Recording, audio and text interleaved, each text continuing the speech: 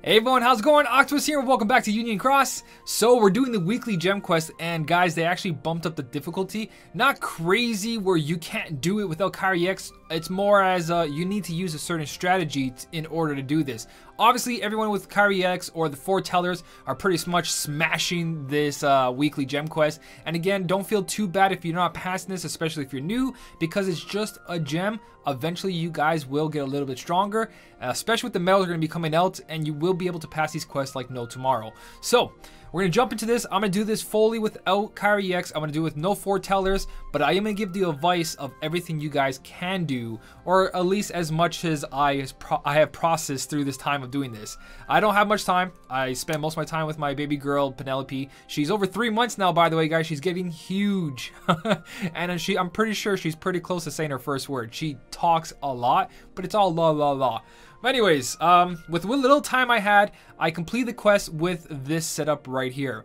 And this, I'm not going to replicate this on this video. If you guys want to take my word for it, that's great. If you don't, not much I can do about that. But this took 45 minutes or more than 45 minutes. I had to put it on auto battle and walk away at one point, and that ended up getting me killed. So I actually had to sit there for half of the battle because of what the shark actually does. The shark buffs himself a lot, and also he paralyzes you every time he attacks you. So if you let those counters go up too high, then you pretty much get ruined by it, because if you get paralyzed twice and you miss out on your defense buffs, you're dead. There's no hope for you. But let's talk about different medals you guys can use for this. Most important here, copycat medal is very good here. It doesn't matter if it's gilded or not gilded. This nominee has 1 orb. We're going to copy a friend HPO medal. Now, the friend medals you guys can use is HPO. You guys can use the Rabbit, Tigger, and Pooh. You can use Master Ava. Use anything that raises your power and your speed, especially speed. You guys want to raise that. But if you did the Organization 13 quest, you got this guy right here, which raises speed by 1 tier for 4 turns. So if you did get extra attack on him, or you have a way to copy him, then you guys can do that as well. The main key here is a defense boost 2 max, and have another medal with defense boost 4. That's going to be really, really important. I believe my nominee has a defense boost 2, which would have been ideal to put on your copycat medal, the defense boost 4, or the defense boost 2 max. But 2 reasons I'm using him here is for that speed buff to survive without second chance. Second chance needs to be there to let me live if something goes wrong, like paralysis against a shark. And also, that's the only medal I have defense boost 2 max on, besides the trick master that I use for a high score challenge. So anyways, whoa, my head's really low. Didn't even notice that. My chair likes to sink down. But anyways, other medals you guys can use. If you have your own HPO, obviously use that. If you guys have, where is it, Jumba over here? Jumba, Dr. Jumba, he raises your power, your speed. If you guys want to raise your power, there's obviously Bambi, the whale. The whale does all attributes. So the whole point here is to get your attributes up as much as possible. So if you somehow missed Vexen over here, you guys can use this along with the HPO medal, because all you really need is that one. But again, my Vexen has the defense boost 2 max. If it didn't, I put defense boost 2 max on here. It does cost a lot. It costs 3, but we do have some SP restore. So the whole main thing here is get your defenses as high as possible. Have 1 defense maker in the beginning of your Keyblade, and then we're going to rely on the HPO in the end. I use the Twilight Thorn here with attack boost 4 max, SP gauge 1, and 1000 strength. But it takes way too long because you have to kill each enemy one by one. And trust me, with the Vexen and HPO being copied by nominee, you're going to survive every single hit. The only trick here is surviving paralysis in the end. I'm going to show you guys step by step. But I am not going through all of that again. There's no way I'm sitting here making a 45-minute video, because I don't have the time, first of all, and I don't think I would be sane after it. It's just way too much seeing the same quest over and over. So what I'm going to use is a final boss Shion. It doesn't have to be final boss Shion either, guys. The whole point is whatever gilded medal you have. Even me using Twilight Thorn, it's not necessary. It was just to prove that you can use a single target medal. It just takes way longer. So if you guys got the HD Valor form or any of those HD forms at all, use them. Any AoE medal that you guys have that is super powerful, use it. All you need is the one buffer and the one attack medal, and you guys are set. Everything else is defense, restore, and remove buffs. Bell is super important in this if you guys want to beat it quicker and not rely on so much RNG, because the shark does raise his defense quite high, and it's the best thing to do is just to remove his buffs off the bat. Especially if you guys don't have a lot of buffs. Let's say you do have some way to get general defense down by 2 tiers or 3 tiers every turn, then do that instead. It's all to be able to fit on that Keyblade. But I'm using Divine Rose here. You guys don't have to use Divine Rose. You don't have to use Twilight Thorn. You don't have to use Final Boss Shion. Use your Keyblade with your best Gilted Metal. You only need one Gilted Metal here, preferably AoE, but single target works easily. So I'm going to jump with this. This is pretty free to play. Well, not pretty free. It is free to play. This whole entire Keyblade is free to play except for like Bell. Bell is the only thing here that is not free to play. But besides that, everything else is mercied. And if you guys don't have 0.2 Kairi, then you basically use an Illustrated Kairi, ×3 buffer, or use a Joshua right before your MVP medal. Just use a buffer. You need that ×3 buffer in there. The more buffs you can fit in there and survive, try that out as well. So right here, you guys can see another good reason to bring Bell is because she removes the initial buffs enemies do have. So the first couple guys is going to be pretty straightforward. You don't need Vexen here. Actually, I don't need Vexen at all, to tell you guys the truth. You can use anything else that does like more damage.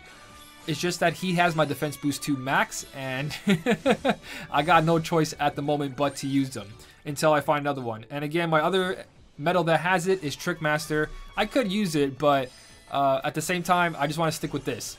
So the whole thing, well, Vexen B is going to play a very, very important part as well. So it is ideal here. But if you do have enough buffers and debuffers and a really good attack medal, you can kind of get away with not relying on that and using a second chance on the shark enemy. But we'll get to that point when we get there.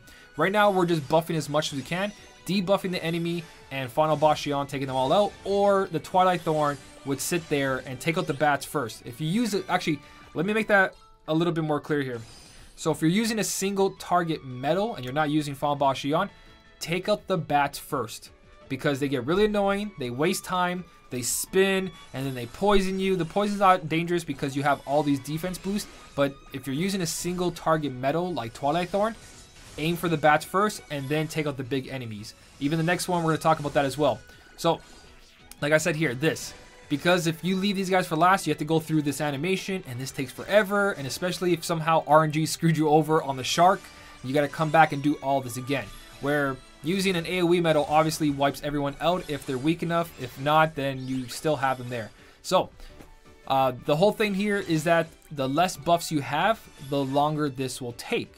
You don't need 0.2 Kairi. What you need is to survive. The quest says complete without having to continue.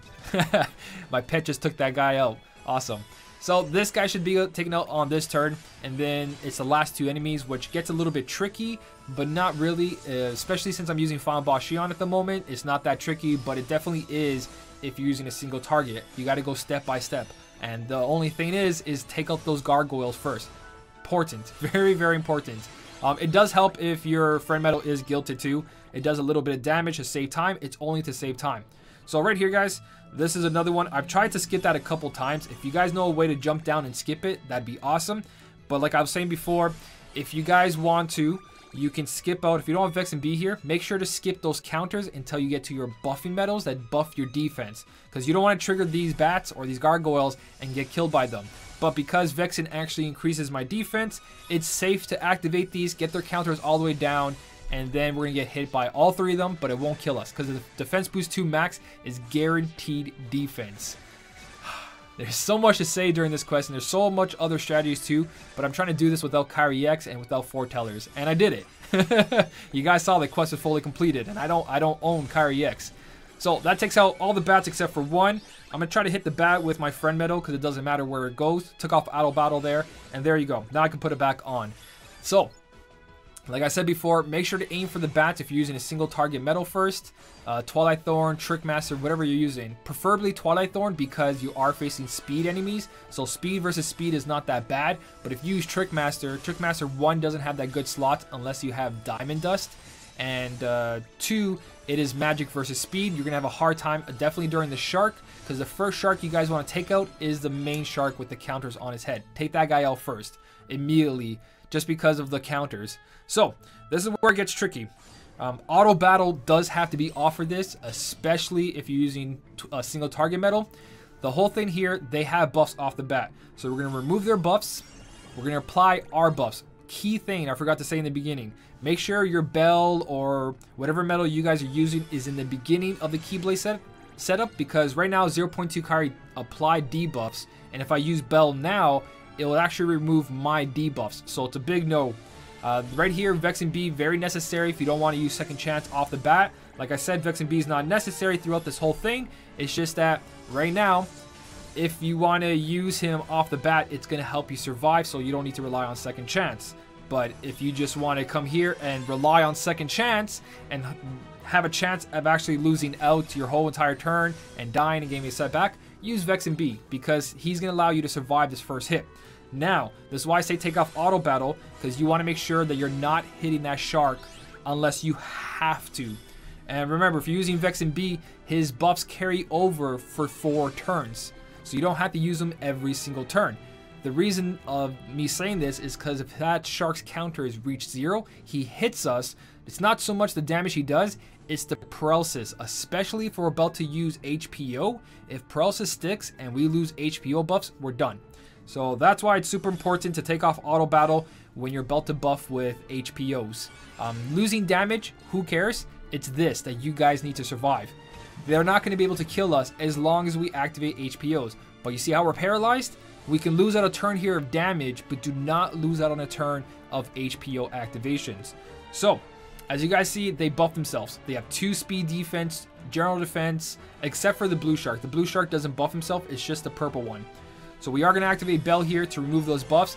It sucks because the blue shark did have good debuffs on him, but we can't really do much about that. So, like I said before, if my character had actually moved, you see I have speed.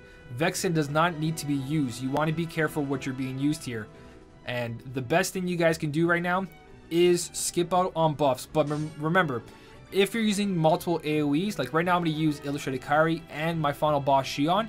When I do that, it's going to take away 2 counters. Make sure that you're not going to take away that last counter near your HPO medals. So right now, it's safe for me to actually go like this and my final boss Shion, because I won't get paralyzed and I'll be able to activate my HPO medals. You have to activate HPO every single turn. Make sure you guys are doing that.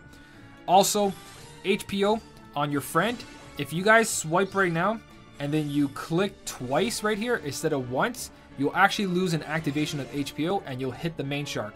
So make sure that when you swipe, you wait for this activation and then you tap the blue shark once. Do not double tap. Do not try to make this go fast, because you will skip out on HPO by accident. It's like a glitch. But as you guys can see, now that we have all these buffs being carried over, I'm in the middle. My speed buff is at ×5. I have 2 more turns until I have to activate Vexen again.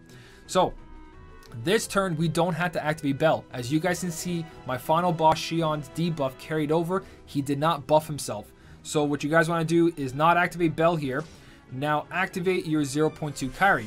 0.2 Kairi is going to apply more buffs. He's now going to hit us, but we have so much defense that it does not matter. And we still have all his buffs there. So again, we don't need Vexen. We don't want to mess around with the shark's counters unless we're manipulating it so that paralysis does hit us and then HPO is able to be activated. Because after like 3 turns of activations, paralysis falls off. It's like 3 or 4 turns or RNG. So again here, every single turn, HPO has to be activated. So this is pretty much the whole entire quest. I'm going to speed this up all the way until the point that I kill him, and then we'll end this video. Alright, so we're near the end of this fight, and I want to go over a couple more things that I was doing just to help you guys, especially if you're using a single target and using the setup exactly. So you guys see that he has 10 counters. I've been manipulating so that my last hit, he has 1 counter, so he'll do his hit and then they'll both hit me, and when I come here, I'll have 10 hits again. But there you go, guys. Solid proof that this works. Twilight Thorn worked too, but it took even longer than this. I've been sitting here for about, I would say 15 minutes. 15 minutes alone on just this shark. So that's the whole entire fight. You get to complete it. You get some evolved medals, but you also get your gem and everything. and that is the entire video. There is plenty of other things you guys can do. Like I said, it's all about surviving and not doing damage. Damage is just, you can use Kairi every single turn. The one that does 20,000 guaranteed if it's guilted.